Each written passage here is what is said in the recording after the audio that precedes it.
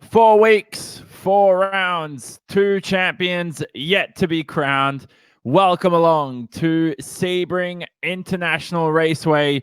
It's located in Florida, towards the southeast of the United States of America. And today it hosts the 9th round of the Aussie Mixed and Fixed GT Development Series with coverage on your beloved Apex Racing TV. The track details are up on screen. It is a 5.8 kilometer circuit. That is about 3.5 miles, depending on your units of choice.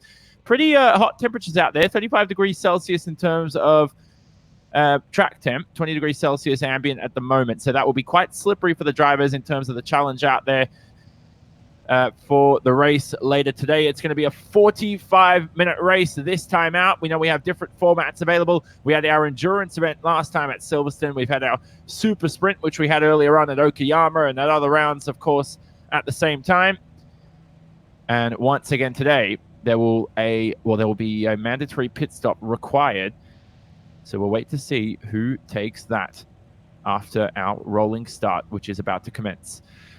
Jonathan Simon in the commentary booth alongside Daniel Leet as usual. Scott Newton behind the scenes in production. And Daniel, I spoke about the track conditions out there. It is going to be a very bumpy circuit at Sebring. Not only that, though, these GT cars out here today in our multi-class field are not going to be any easier of a challenge.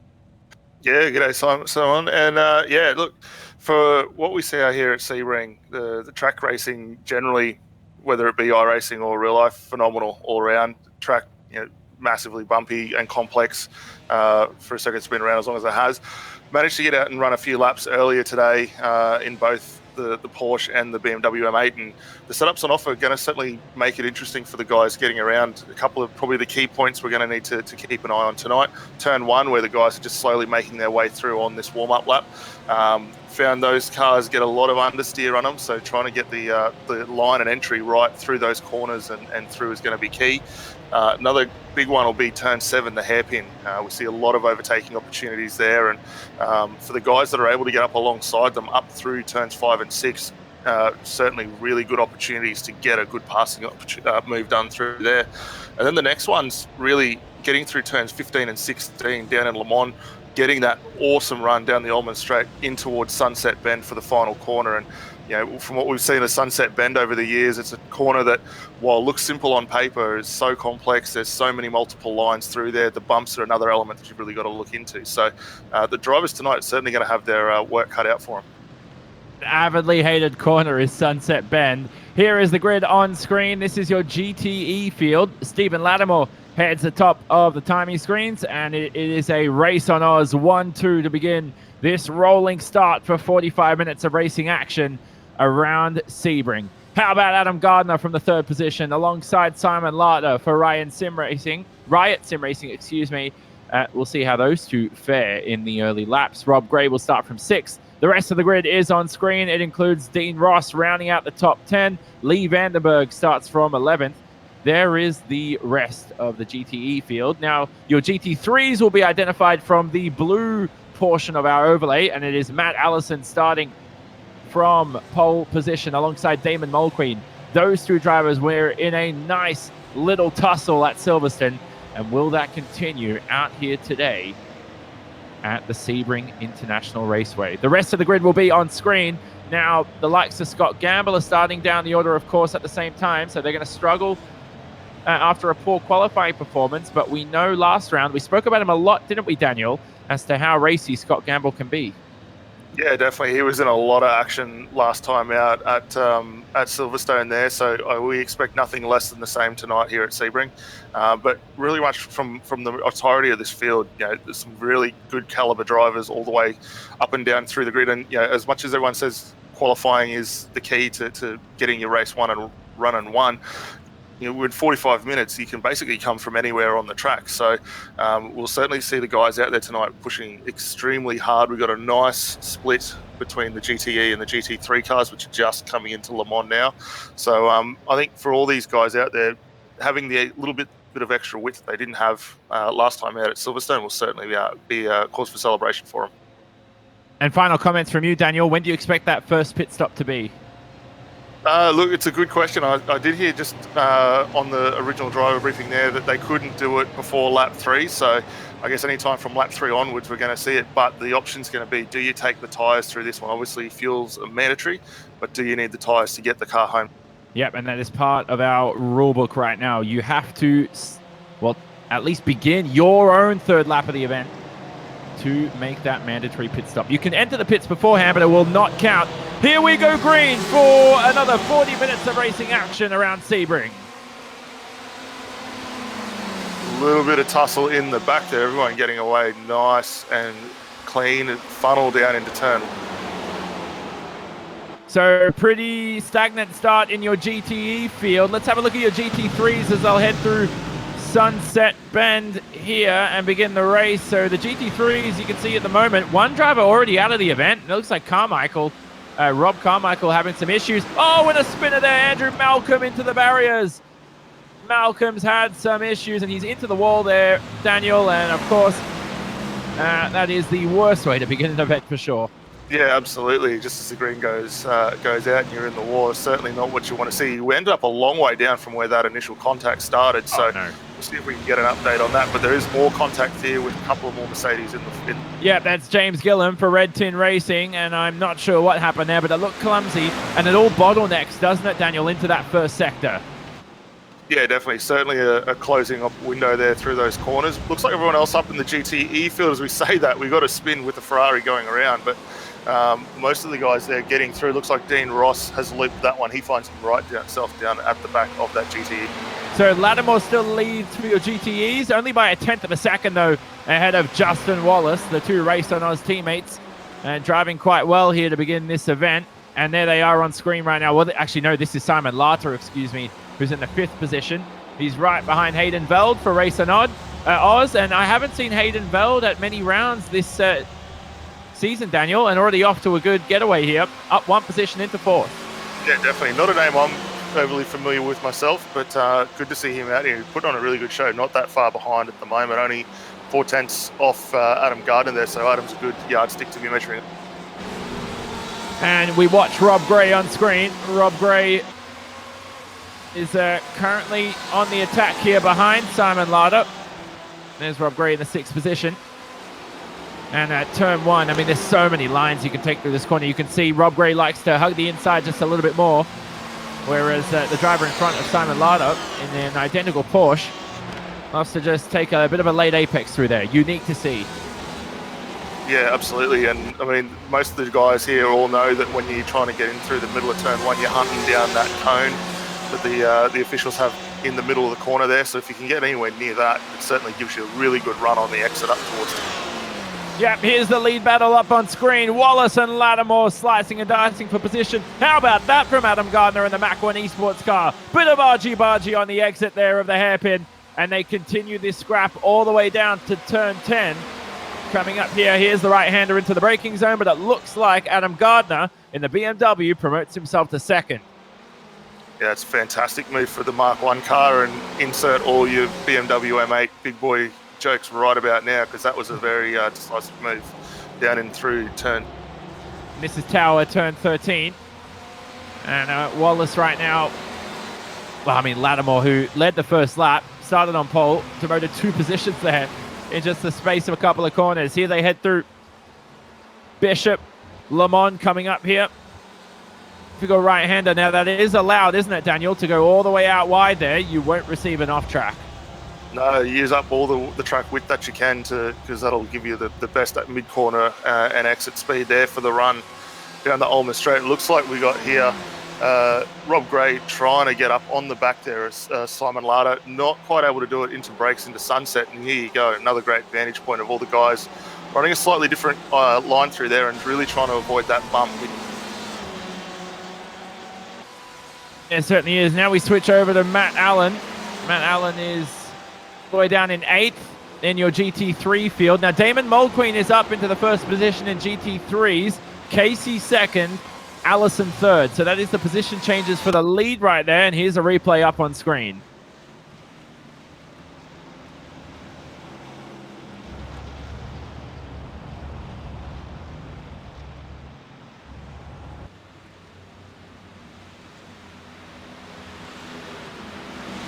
Yeah, it looks like all drivers getting through turn 1 quite nicely. Potentially maybe slow down, which resulted in that change of position there. But looking through on that replay, the car going through pretty quickly at the.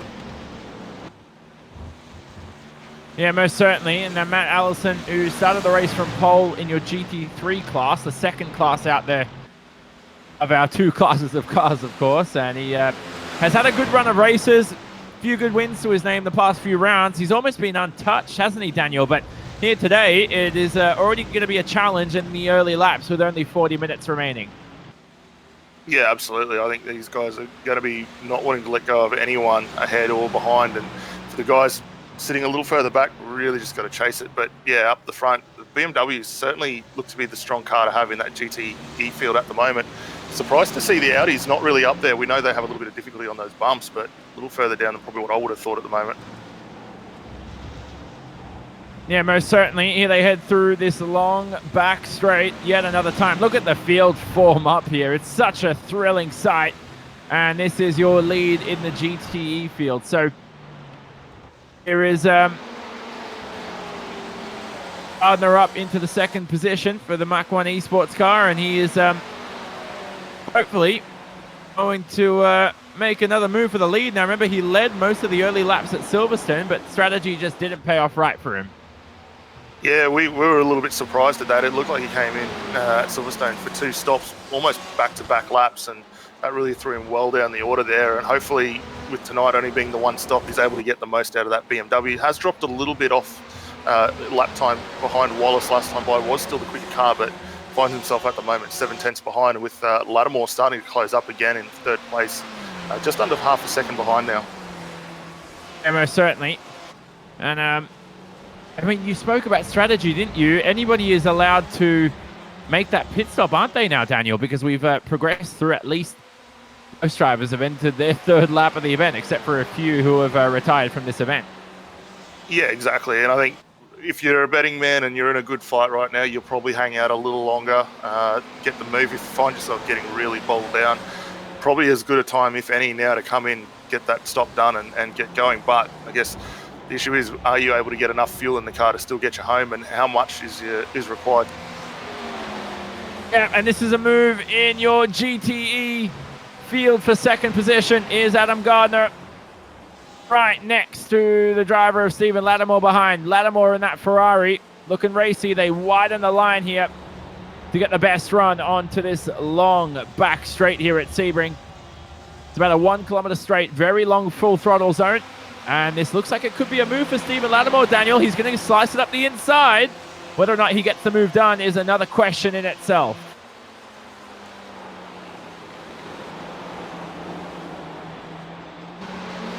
And brilliant pass there by Lattimore on the exit. So Lattimore past Gardner.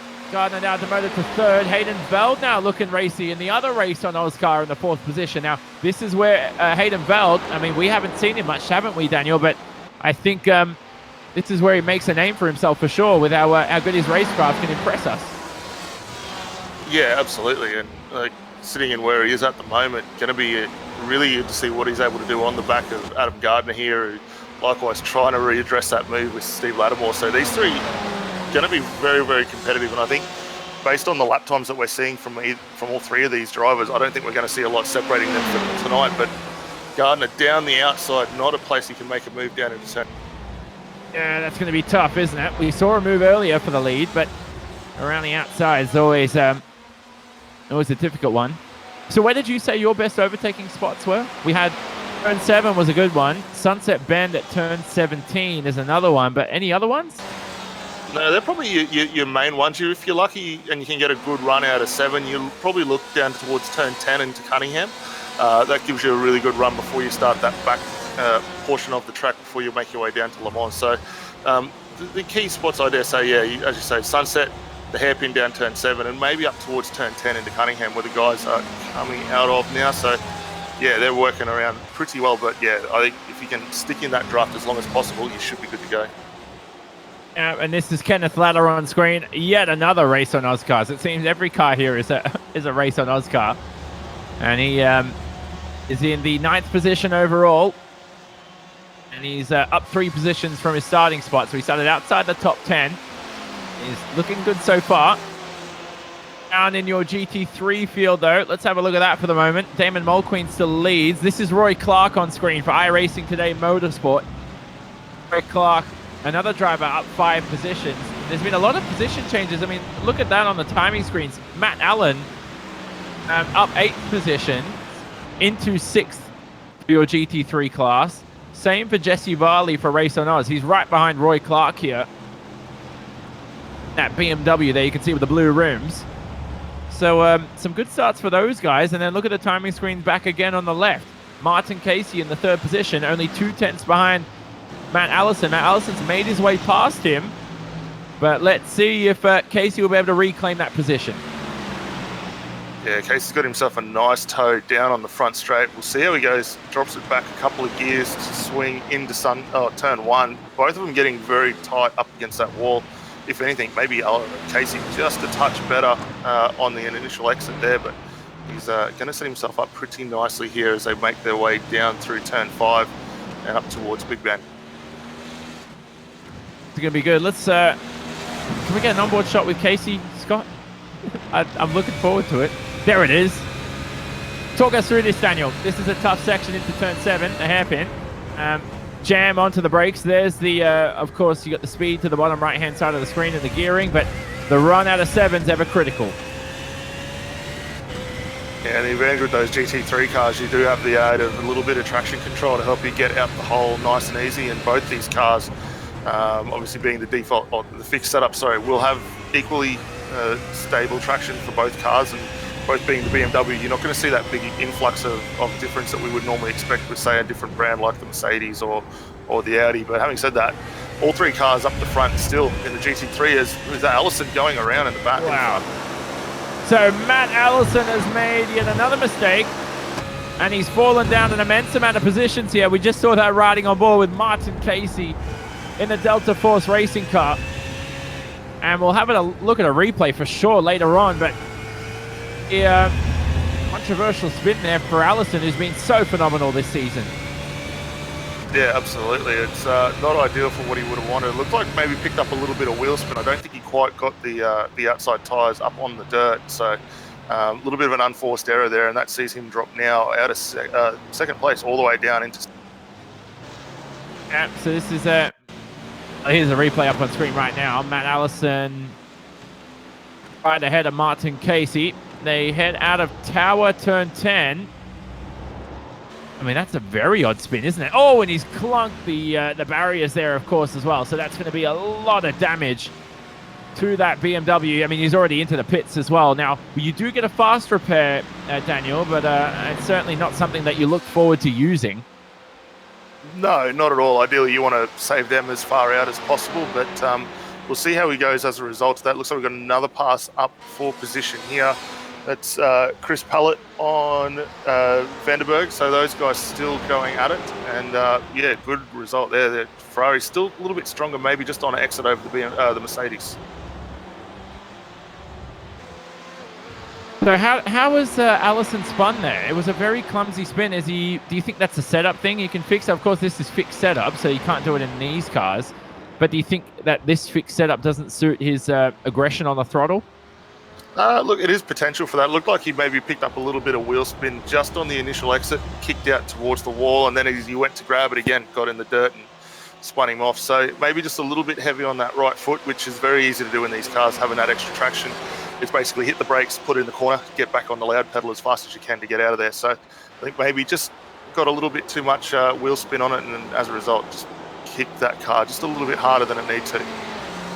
So a few retirements in this race, and one of those is Scott Gamble in your GT3 field. He also received a drive-through penalty for causing a collision on lap 1, and that may have potentially been the incident we saw. Was it Andrew Malcolm on the opening lap there, on the opening straight?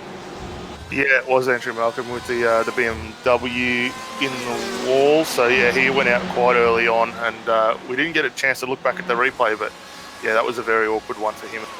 Yeah, not that you want to. Not the way he planned his Sunday evening out, for sure. Here's Benjamin Faulkner up on screen in another race on Oz car. So, I mean, look, in your top 8, there's 6 race on Oz cars. No, wait. 5, 6. Excuse me. 5 race on Oz cars. Yes, they're certainly doing very well. They've really got all the drivers out there tonight, really representing the team. And I mean, we saw this from them last week at Silverstone. They had a phenomenal finish at the back end after there was a little couple of issues go away Adam Gardner's way. But yeah, they all come out. They always participate. And they're getting very stronger now as a team. Did I miss what happened to Stephen Lattimore and Daniel? He's down into 8th. Did I miss something there? I will quickly have a look back and see if I can find out and get back to you. Yeah, that's a bizarre position to see our pole sitter. Because I just wondered, how is Hayden Veld up into the podium positions? And I couldn't spot Lattimore's name. And he's all the way down there in the 8th position while I was counting all the race on Oz cars. We're watching Benjamin Faulkner on screen. Faulkner's in 2 possessions ahead there of Lattimore. Here's a replay. This might explain it for us. Looks to be a connection drop for him, so that's certainly not ideal for what he would have wanted. Oh, he spun at turn 1, Daniel, on screen. Yeah, right. So not ideal at all. So that Ferrari, a little bit difficult to get around through turn 1 by the looks of it. So we'll have to keep an eye to see whether that's going to be something that does impact the remaining Ferrari field out there. But you spoke about this. You're very experienced in GT cars, and you spoke about how slippery it would be at this racetrack. And I thought you meant the bumps, but I think you just mean the nature of the circuit and the grip available. Look, it's slippery in general. I think with the way the setup works and the requirement to get a bit of heat into these tyres to make it through, it is possibility there. I think you find a lot of the drivers, and I know myself included, want to try and get through these turns as quick as you can. And sometimes you find it promotes a little bit of understeer. Looked like in that instance, maybe just tried to drag the brake a little to help pull that nose into the corner, and around she's gone. Yep, so a very unfortunate spin there for Lattimore, and he's got make up here. You can see a lot of positions, first of all. 7 drivers ahead of him. And he's about them at the moment 12 seconds from the lead. So, I mean, that's almost not impossible, but certainly difficult. And here he is heading through the final sector right now. He's heading through Le Mans coming up. Just a few corners time. So pit stops now. Do you think this is a good time for Lattimore to enter the pit stops, or pit window? A refresh of not only tires, anything else you think he might take, but also refresh himself mentally. Well, it might not be a bad option. You know, you're not that far down. Well, you don't really have a lot of competition around you at the moment, so maybe coming in to knock that one over is not a bad idea, but we'll have to keep an eye. If he hasn't picked any damage up, or the tyres are sort of feeling like they're coming back to him, he might even stick out there and keep going. We've got Adam Gardner up on screen at the moment.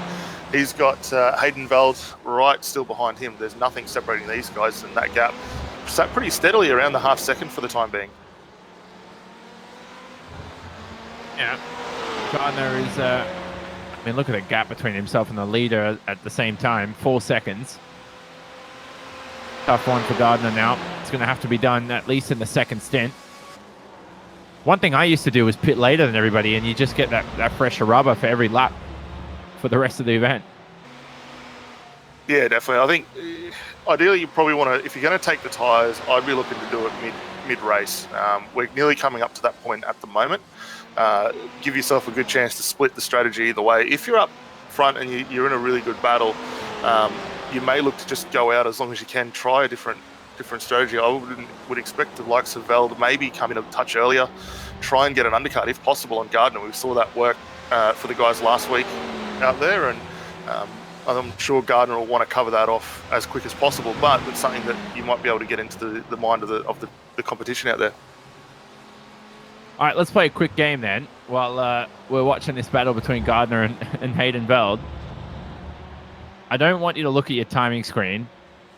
I want you to guess who has the lowest safety rating going into this race.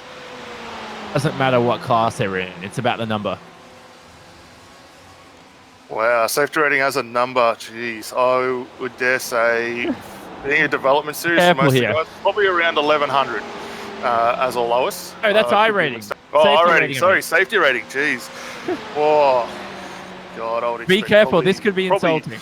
Probably a B for most of these guys. Yeah, there's a few Bs. The lowest in terms of number is Hayden Veld, 1.26. Get that. How do you get that safety rating up? He's got to do like 1 million time trials just to get it up to 4.99, or just race cleanly. Well, actually, this is not an official series race, so this won't count. But now timing screens, Hayden Veld's listed as. I don't think he's got that many off tracks to his name this race, so he'd be hoping this was an official series event. Yeah, definitely. I know. I mean, if we go back all the way to the Spa 24-hour, my IR rating itself, or safety rating, sorry, took a massive walloping as a result of that.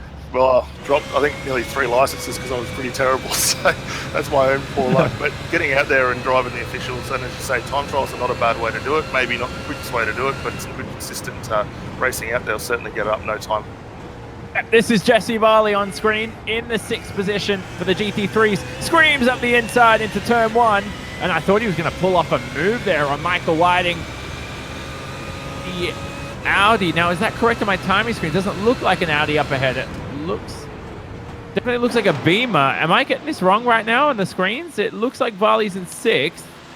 No, certainly an Audi up there. So we've got Whiting just ahead in the Audi, the multicolored sort of camo fluoro green grey car. So one of my favourite cars, and I know Scott loves the Audi. We've had a lot of success in those over the years, but we don't see it represented anywhere near as much. And for a car that does struggle, as we know in iRacing, as much on the bumps as the Audi, it's still great to see it up in the top 5. Sorry to cut you off there. Did you see that on the exit of the hairpin? I don't know what happened there. Everybody getting a bit restless. I think Jesse Varley even had a slight collision. Here he is up the inside, is Jesse Varley. That 5th position on the Audi of Whiting. And unfortunately, he is they continue away. Yeah, the guy's doing pretty good. Just noticed too, we have got Dave Tregarthen as well, up into 3rd in that class for GT3 as well. So not a name we synonymously see out in the AMF series, but great to have him on board. Looks like a Stealth SimForce car there, the Penrite sponsorship. So good to have him up in there. And he's not too far off the overall pace, maybe a touchdown in outright lap speed, but currently finds himself 7.5 seconds off the lead of that class.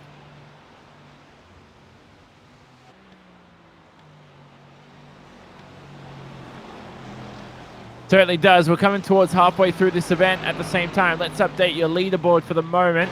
It includes Wallace in the 1st position. Is Justin Wallace up on screen. And he is ahead of Adam Gardner in the 2nd position. Wallace and Gardner up a spot each. So is Hayden Veld up 2 spots from his starting spot in the top 5. He is in the 3rd place car there. David Miller is in 4th for Redback Racing. There he is on screen, just ahead of Simon Larder. Let's switch to him. Simon Larder, 5th spot for Riot Sim Racing. He is down 1 position, though. The first driver in the field who is down a few spots. Where is your pole sitter, Stephen Lattimore? He's down in 7th, and he was down 6 positions, of course. Started from pole, and he is going to lament that early spin he had. Let's switch to your GT3 field, and it's Damon Mulqueen first, ahead of Martin Casey. Matt Allison with a spin is all the way down in 11th in this class, and his chances of reclaiming another win as we see Mulqueen and other drivers in the pit lane, I believe. No, that's Mulford, excuse me, not Mulqueen. We see a few drivers in the pit lane here, Daniel, but of course Matt Allison will, I think his chances of taking a win are very slim as Gardner also enters the pits. Yeah, definitely. I was just going to say we've got about half or a third of the GTE field coming down the lane. So Adam Gardner, Hayden Veld, Dave Miller and Rob Gray all coming in for their respective 1-stops tonight. So we'll see where they filter out and whether they take tyres. It'll be interesting to get a good representative stationary time for these guys so we can judge that for the rest of the field later on tonight. But that will promote Justin Wallace up into current race lead in the Ferrari there for Race on Oz. And Simon Larder jumping up into 2nd. So a lot of drivers in the pit lane. Is Martin Casey up on screen also entering the pits. These are supposed to be quick pit stops here. And entry, is it difficult here? Look at all the leaders, by the way, entering the pit lane, of course. And in the GT3s, this is Roy Clark on screen. He'll probably enter the pits halfway through this race. No, he doesn't. Excuse me. But is the pit lane entry here difficult? Yeah, it can be a bit of a tricky one to catch out. Probably not as bad as we've seen at some tracks like Watkins Glen, which would come to mind as probably being one of the more difficult ones to get into. But being able to keep the car far enough to the right-hand side of the circuit to get down the lane, probably the hardest thing to do, especially with the speed that you tend to carry through Sunset. So for the guys able to do it, ideally you can get in there quite comfortably if you do, but if you go that little bit too hard, you certainly risk going for a spin. Oh, certainly. So these pit stops are shaking up the field quite a bit right now. It's at least Dave Trevethan currently in the first position in the Mercedes. 0 stops for him. You can see Mulqueen is the leading driver with 1 stop to his name. Matterford ahead in the 6th position is up 7 seconds up the road. So not impeding Mulqueen at all. And that means that your leader, Damon Mulqueen here, Daniel, has some clean air to extend that advantage. Yeah, definitely. We'll have to keep an eye to see how he goes now, having that gap, as you say, he's got. So we'll certainly watch for that. Just looking to at the times that we've seen for the guys stationary in their pit stops, especially, well, between all the classes, very close together. So just for a representative time, Adam Gardner with a 14-second stop in the GT3 is the quickest stop there for Damien Mulqueen was a 15.5. So I think most of these guys would probably only be looking to take tyres. We know the GT3 does a single tyre change after the fuel window. So I think for this at the moment, fuel is the only way to go. Yeah, exactly. And that's Daniel Leet alongside myself, Jonathan Simon, Scott Newton behind the scenes in this Apex Racing TV broadcast. There is less than 20 minutes remaining in this event. And it's been a good strategic event so far. Not so much on-track action as we usually see in the series, but certainly been tense. We've seen a lot of mistakes. Been a bit of a race for attrition. Here are the rest of that GT3 lead order entering the pit lane. Roy Clark continues yet another lap. And this might not be too bad of a strategy, to be honest with you, with some clear track. Yeah, absolutely. If he's got the pace in the car, probably could play off. Looking at the lap times from what we've seen through some of the guys, his last time by was a 2-minute dead almost, versus some of the guys around him in the 59s and 58s. We do a couple in the 56s as well. So certainly some quick cars out there. It looks like we have Dave Trevathan came in for his stop as well. A little bit longer there, so maybe not quite got the fueling window right in his car. But yeah, most of that field now looks to have all come down for their stops. Which is good to see, except Roy Clark, of course. Here is the lead for, well, not the lead, excuse me. This is Adam Gardner on screen. Hayden Veld, after the pit phase, is still behind Adam Gardner. This is for 2nd position overall. Here they scream down this long back straight heading into Sunset Bend. Look at the differences in lines. Let's have a listen.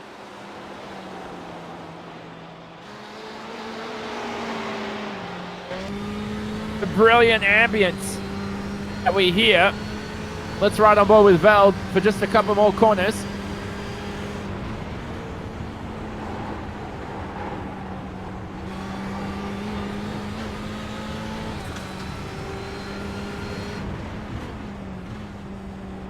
I mean, he's late on the brakes, isn't he, into this first sector, Hayden Veld, and he looks good. Widens the line here through the exit, but doesn't get on the gas as earlier as Adam Gardner, and that's going to cost him on this run down to turn 7.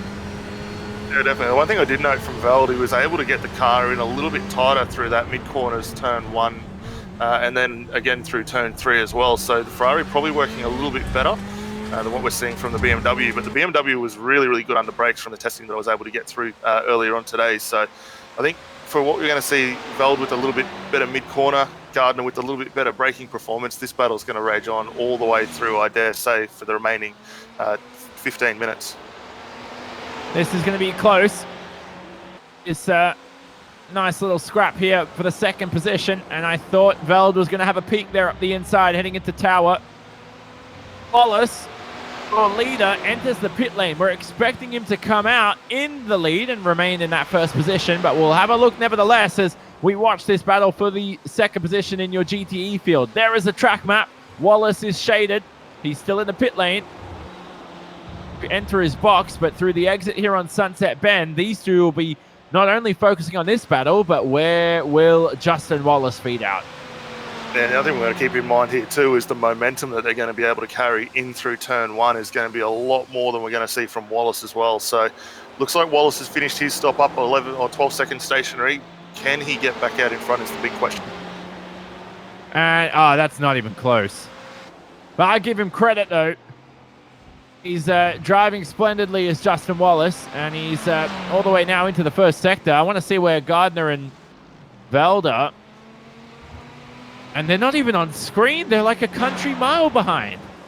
Yeah, definitely. They're quite a long way back. Currently coming through turns 3, 4, and 5 at the moment. Still raging on with their battle, but they've dropped quite a long way down. Almost 8 seconds to the behind Justin Wallace.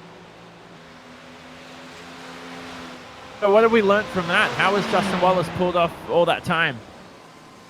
I guess keeping the advantage on those tyres, being able to run that stint, obviously would have got down a little bit lower in the fuel window as well, which would have lightened up that car and given him a little bit more overall top speed. Having said that, quickest lap time for Wallace so far this race was a 1:55.24.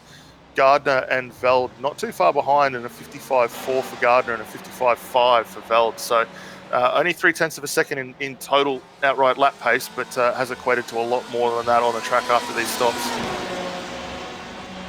And you've had some fun races, I assume, at Sebring. We watched Lattimore here just ahead of Simon, no, excuse me, just behind David Miller and Simon Lauder. But as we watch this fight, your most memorable race around here?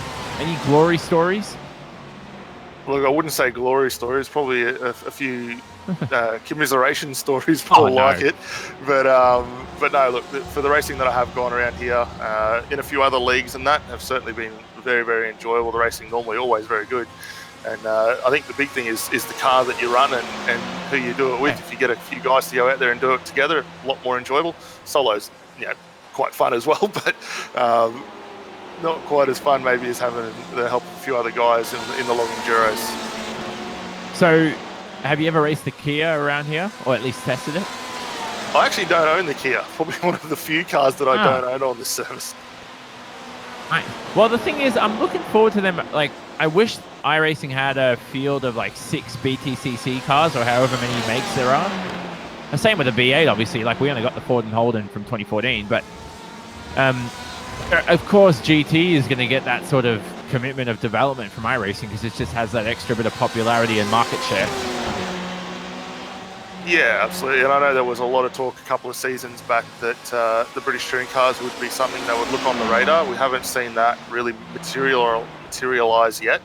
Obviously, we have Kia and a couple of things like that. But yeah, some front-wheel drive cars would be certainly very fun. And I guess for those that saw the sneak peek on the new iRacing damage model, the new TCR cars potentially coming out with the Audi, it's going to be something even more fun to look into. Yeah, how good is that?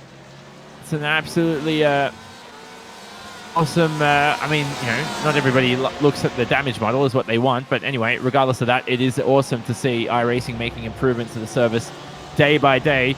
Whilst we talk about this is Stephen Lattimore on screen in the race on Oscar. Your pole sitter is trying to make amends for a couple of mistakes here early on in this event, and he's got just over 10 minutes to make a few passing moves on not just Simon Lauder in the Porsche ahead for the Riot Sim Racing team, but also David Miller in the other Porsche, the 949 for Redback Racing. Now here he has the draft and the tow. Right behind him is Kenneth Ladder on Benjamin Faulkner. I think Ladder looks even closer here. So we're riding on board with Lattimore, but I was having a look behind. Kenneth Ladder could make a move, and there, I think he made the move into 7th. There's Kenneth Ladder. Faulkner going for the switchback.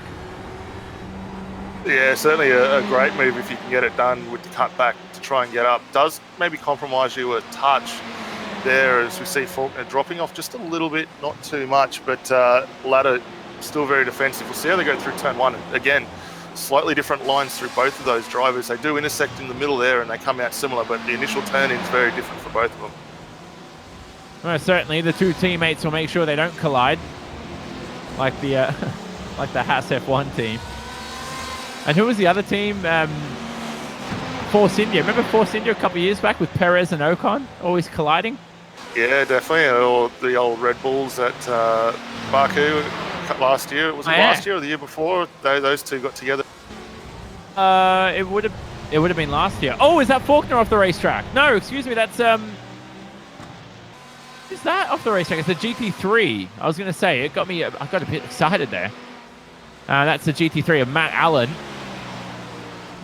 So it definitely was last year, because remember a few months later, Ricciardo was a little bit, that's Daniel Ricciardo, a little bit annoyed with how Red Bull viewed the incident, and he made the Renault decision. Yeah, well, that's it. Look, maybe he regrets that decision now, but we'll see how that unfolds for him. It looks like we got a nice little battle shaping up here. Michael Whiting and Grant Matterford as well. Grant down the inside. He's going to have a nice run here through Sunset. Can we see Whiting maybe look to do the reverse switch, as we saw attempted just before in the GTEs, and he's cutting the car back in. May not quite be able to keep the mid-corner pace up, and he does lose that spot. Let's see if Michael Whiting, though, is going to make a move into turn 1. I think he's a bit too far behind, but at least just stick a nose up the inside and force him offline. And this camera shot actually tells you how far he is behind. A few car lengths. That's a comfortable advantage heading into the first sector here at the Sebring International Raceway. This racetrack, 6 kilometers in length, about 3.5 miles depending on your units of choice. Juices some thrilling action. Used to be an airfield, if I'm not mistaken, as well. So much like Silverstone and a lot of other racetracks out there in the world. Former landing strip, of course. This is James Gillam and Tim Mulford alongside each other heading into the braking zone of turn 7. Red Tin Racing's James Gillan behind. Cannot make a move. Excuse me, sorry, that's Alexander Newton ahead for Race on Oz. Yeah, that was a great attempt for both drivers down into 7 there, giving a lot of room and respect, letting each other race it pretty well. That fight's still going on, though. Gillam hasn't let go here. Gets a little squirrely on the acceleration out of turn 10, but able to recover it. Drops a touch down, but he should be able to keep that momentum up for the back half.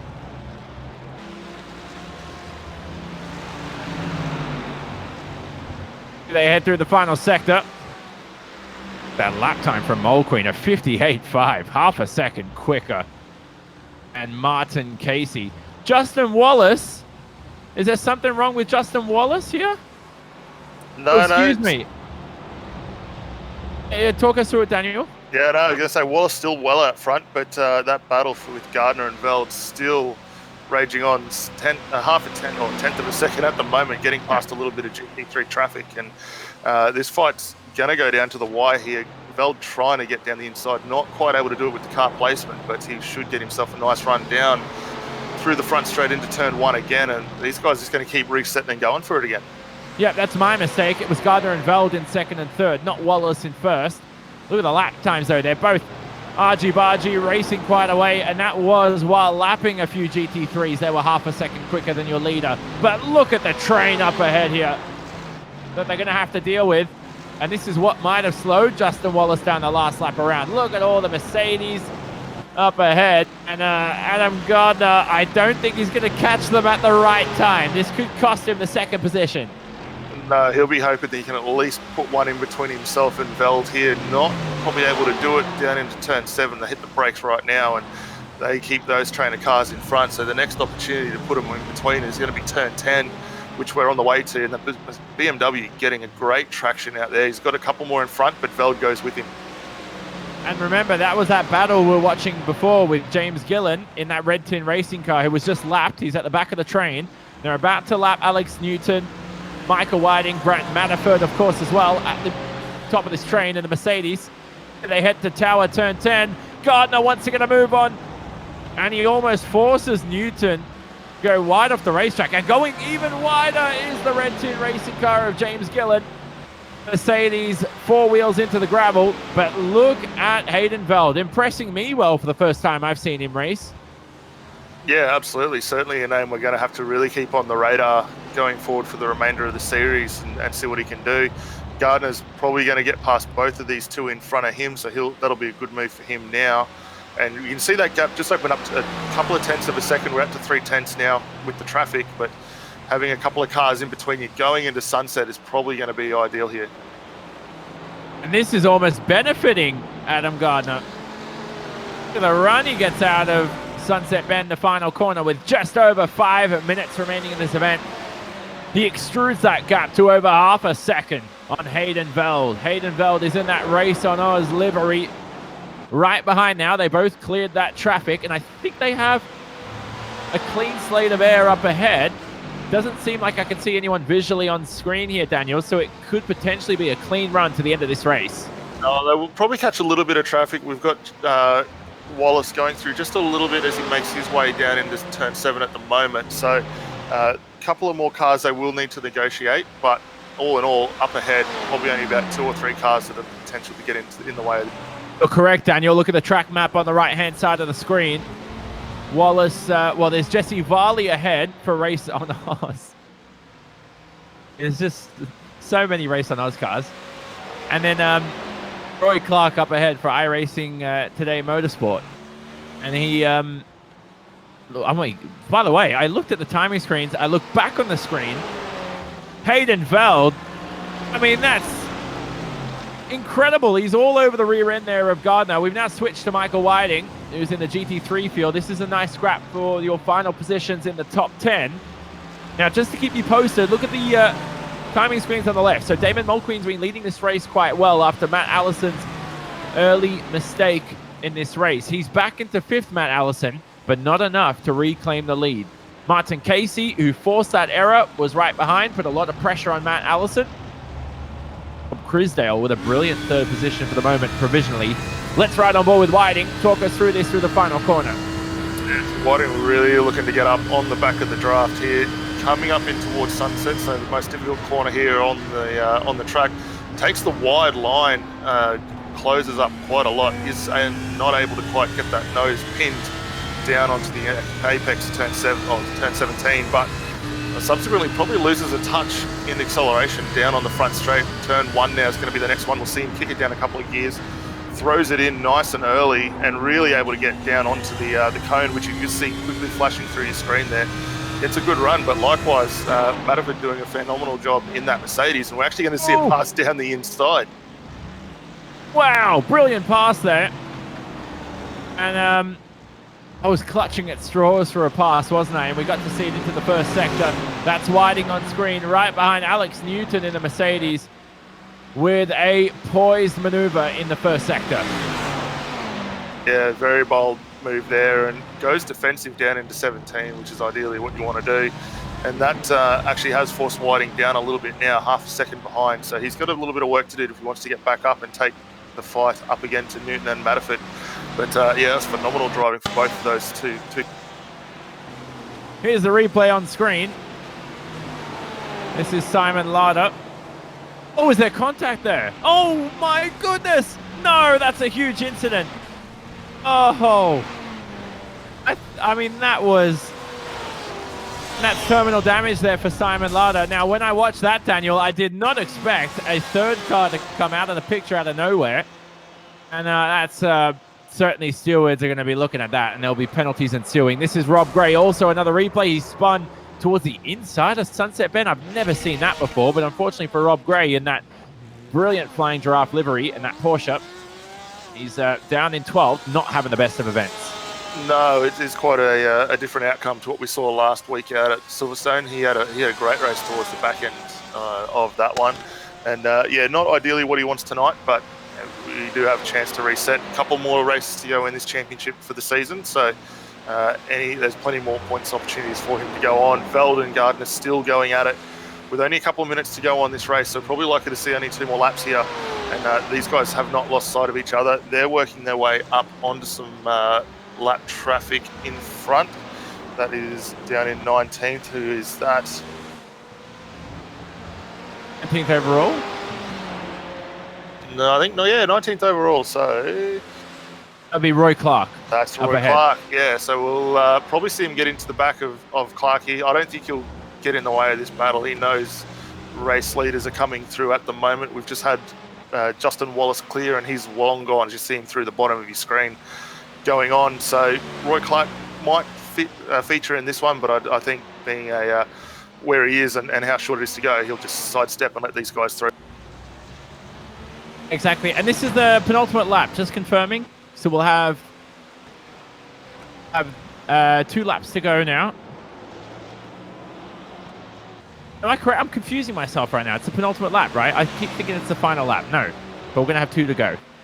Yeah, I think we're going to be very, very close to the back end of this one. Wallace coming down through turn 16 at the moment in Le Mans, so he should or might get across the line. We're going to be time certain. 4 minutes 44 already elapsed through this one, so we may actually see the checker at the end.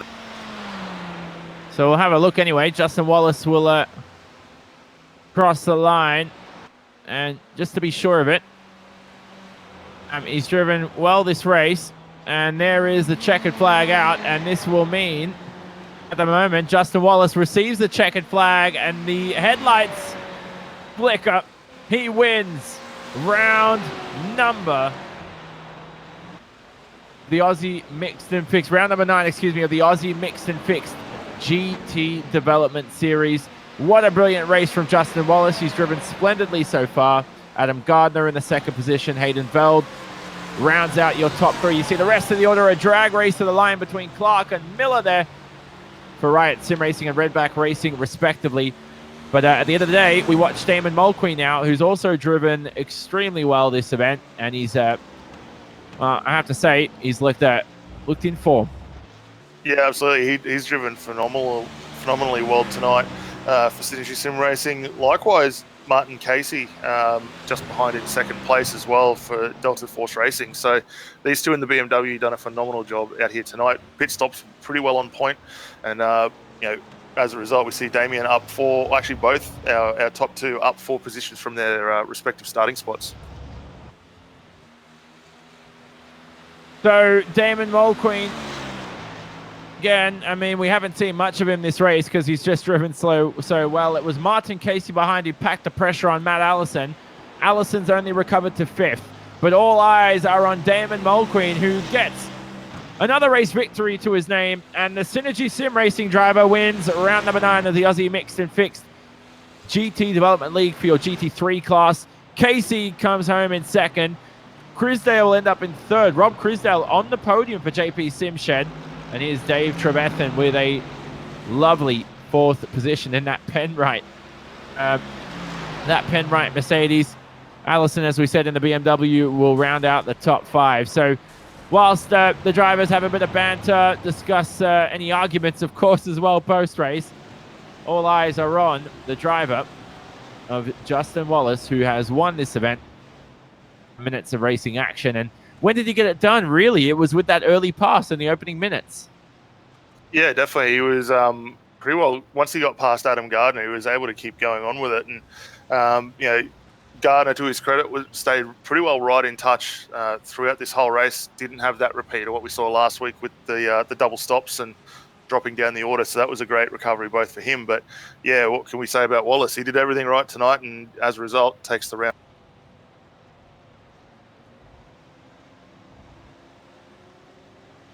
So let's have a look at your final race results. That is everybody who has crossed the finish line.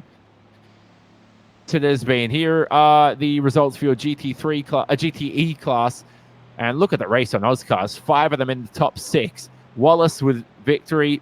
Veld, Lattimore, Ladder, and Faulkner round out the top 6. Splitting them was the Mach 1 Esports driver of Adam Gardner in the BMW, also driving quite well today. It wasn't as big of an advantage as we saw at Silverstone in that 90-minute event. Only 3.9 seconds, a very tight battle today. Hayden Veld also claims at least what I think is his first podium of the season. I haven't seen him out here in Season 8 all that much. Lee Vandenberg, very surprising 7th position there, Daniel, because he was pretty much outside the top 10 for most of this race. So that's come in out of nowhere. Yeah, definitely. That was a great drive for him there to get back up and into it. And as you say, started off a little bit further down, but strong, consistent results will get you up into the field. Really. So let's look at your GT3 results. And is crowned winner of round 9 for Season 8. And he leads by 4.5 seconds there of Martin Casey in the Delta Force Racing car. You can see the rest of the order is on screen. Roy Clark ended up in 6th. The timing a little bit all over the place there. Of course, Essie Varley ended up in 7th, not 42 seconds behind Roy Clark, but a couple of seconds behind. He was looking racy, was Jesse Varley. The end of that battle, towards the end of the race, Manafort ended up 8th, Whiting 10th, splitting sandwich in between them was Alex Newton in the race on Oscar. James Gillum ended up in 11th in the Red Tin Racing car. So ahead of Tim Mulford, was not able to claim another position in that race. So we will head to post-race interviews shortly, Daniel. We'll speak to hopefully your winner first of all. But another good race so far here today from Sebring. Any takeaways though? Look, I think the probably the biggest thing I took out of this was, even though the field did manage to split as much as it did, and we didn't quite get the racing we probably saw last week, the guys, when they did get up onto those battles, still gave plenty of respect, were able to get the moves done, quite well settled down from those first few corners and at the opening of the race. The racing was fantastic for that. I think, if anything, the big thing we learned tonight, though, is going later on your fuel strategies probably pays a lot more dividends than a lot of people give it credit for. A lot of people try and come in, do the early cut, fuel up and get back out. Going a little bit longer, especially at Sebring, seemed to pay the dividends tonight.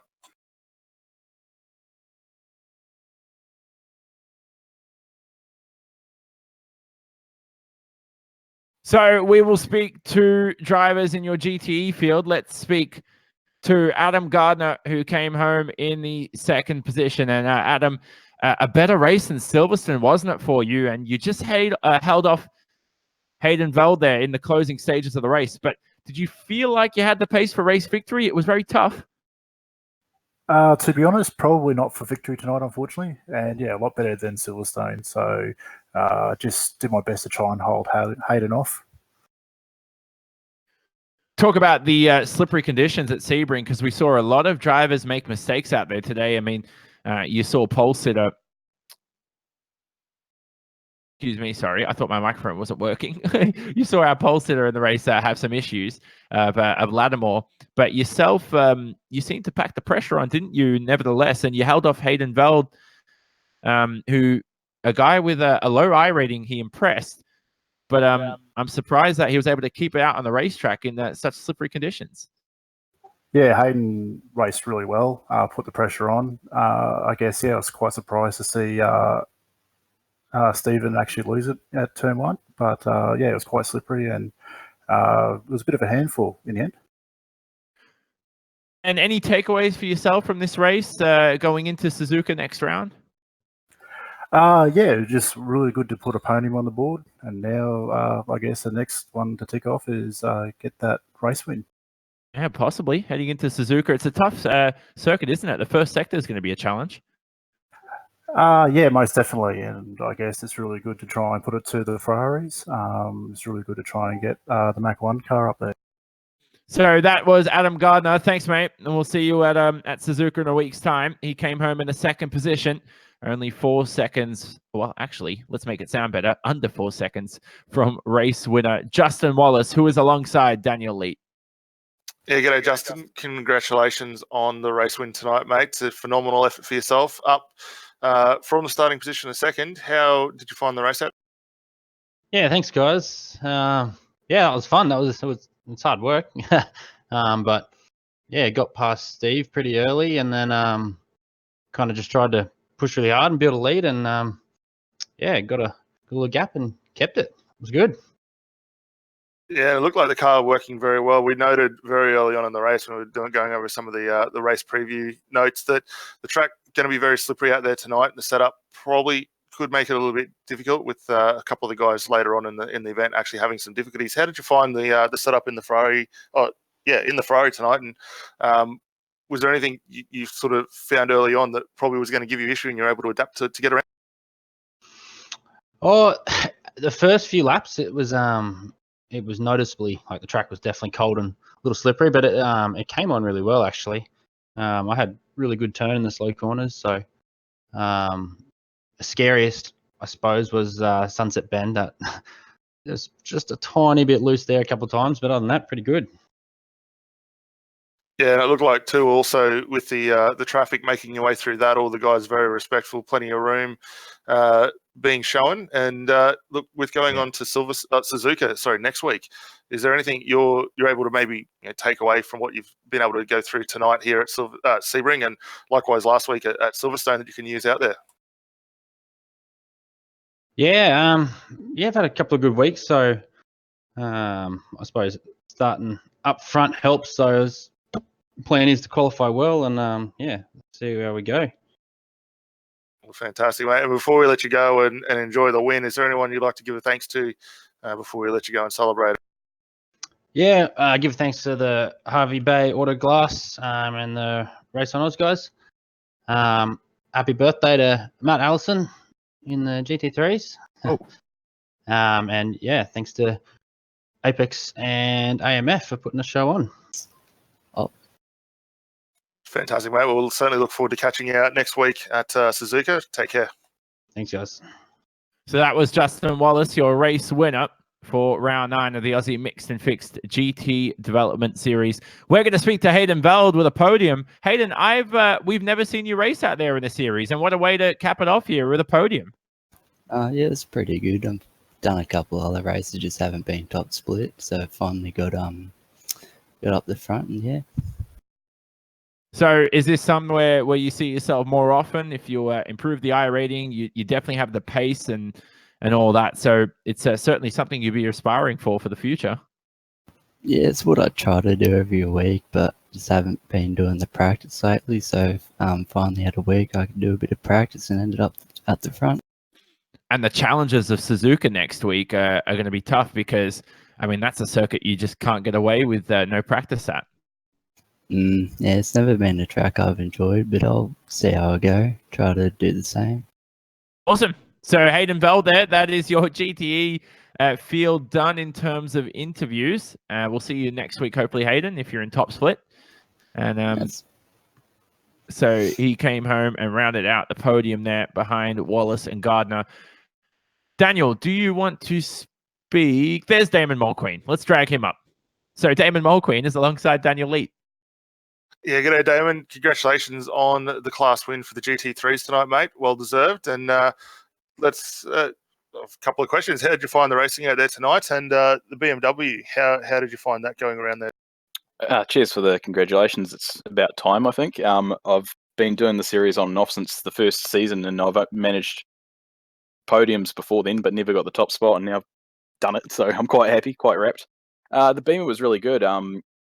After jumping in for practice and quali, I was sort of driving around trying to feel it out and get used to it because I hadn't been able to do any practice during the week. And eventually it sort of started to fall back into place from when I was running when I did a one-off 3-hour race in the Beamer about 2 years ago, and it sort of just it felt the same, and I was able to get into a rhythm, fell out of that rhythm and got back into it, and it was really good. Just felt like old times in that car for one race, so I was quite happy, and now I've got a real reason to love Sebring. Yeah, definitely. Well, if you can take a winner at Sebring, it's certainly a big feather in the hat. One quick question I did have for you. With the late pit stop that we saw you taking tonight, how did you find that helped with the car road in the long run? And is it something you could potentially look using in other weeks going forward? We kind of speculated a bit when the guys were likely to take the stops tonight, and it seemed like going longer certainly paid the dividends. Well, I was planning on coming in a lap later, but I noticed that I had someone in a GTE behind me, and Martin just let them by, and I thought I don't want that dirty air for half a lap, especially going through the corners, because that really disrupts the aero and the grip for the GT3s. So I thought, right, I'll take a gamble now, get in, do the stop, and I think I actually still had about 2 laps left of fuel. So I was coming in earlier than expected, and then it was sort of a guessing game of have I done my fuel numbers right, and just pretty much winged it from there. But it worked out, which I'm quite happy with. Yeah, that's it. Having to recalculate the numbers on the fly, certainly another thing you don't need in the mind when you're trying to get a win around Sebring. But, mate, congratulations on taking the class win tonight. Before we let you go, is there anyone you'd like to give a thanks to for the Synergy Sim Racing board? Yeah, I'd just like to thank everyone at Synergy Sim Racing, Trackstar Racewear, JK Signs, Posse's Mechanical, Eaton, D-Photo, Newlon, think I said CSR Fabrications. I don't know. I'm a bit too excited right now. But yeah, no, just if I've missed anyone else out, thank you to you guys for broadcasting this all tonight, and to the crew at AMF and all their sponsors as well for running the show, and hopefully we put on a good show for you. Yeah, certainly did, mate. We'll look forward to seeing you next week out at Suzuka. Go and enjoy the winter. Cheers, guys. Thank you. So that's Damon Mulqueen, who came home winner in your GT3 class. Let's speak to Robert Crisdale, who rounded out the podium. Rob, I can't recall correctly. I don't think this is your first podium of the season for sure, right? You've been a lot quicker than in other rounds. No, this is my second podium. I thought second, so. Yeah. Oh, so, yeah, sorry to cut you off. Keep talking. Second podium. Yeah. When was the last one? I'm sorry. We've just lost Rob Crisdale. I don't know what just happened. Mid-interview, he's gone into oblivion. What's happened, Daniel? Yeah, good question. Not too sure. I thought I lost something on my end with the connection, but no, it doesn't appear that he's unfortunately dropped off. But we'll just quickly double check that our next contestant is ready to go, and we'll just be back in just a. Yeah, well, I've never seen that happen before. Mid-sentence, mid-interview. Daniel, it confirming that's Martin Casey. Yes, it is. We'll just bring him up. And now here. You can speak to him. I'm done. Sorry. Martin, mate, congratulations, second tonight in your BMW. Great result for yourself in the Delta Force race. Yeah, thanks, mate. That's the highest I've ever raced. And how did you find it out there tonight? It looked like you got yourself into a couple of good battles early on, and I thought right at the back end you're able to get past Dave Trevathan there from Stealth Simforce to jump up on the podium. How did you find the run out there? Yeah, it was pretty hard at the start. I was behind Matt and Damon, and yeah, Matt spun out. That's the only reason I got second, I think, trying to keep up with them. And yeah, no, well, hey, you take the position when you can do it, and unfortunately, if the guy spin out in front, well, he's got to continue on driving through. But moving on to Suzuka for next week, is there anything you're likely to be able to use from tonight's race that you can put to benefit for next week? Oh, I don't know, mate. I'll try and keep up with these fast guys. That's what I'm trying to do. I don't think I've done that track very much. Well, looking at the lap times tonight, mate, certainly definitely got the pace to stick with the guys in the series. So all going well, we'll certainly see you in for another good week next week. But before we let you go and enjoy second place tonight, was there anyone you'd like to give a thanks? Oh, yeah, I'll give a shout out to Scott Gamble and his streaming, SG1. It's always good to have a look and see how he goes. And the Delta Force Racing guys. Some of our sponsors, Adrian's Garden Care, Uber, get the rest. About it. No worries. Well, again, Martin, congratulations on second tonight, mate. Go and enjoy that, and we'll certainly look forward to catching base with you again next week at. Cheers, mate. Thanks very much. So that's Martin Casey, who came home in the second position in your GT3 class. Still no word on Rob Crisdale, Daniel. Unfortunately, we'll hopefully see him next round with a third podium to his name.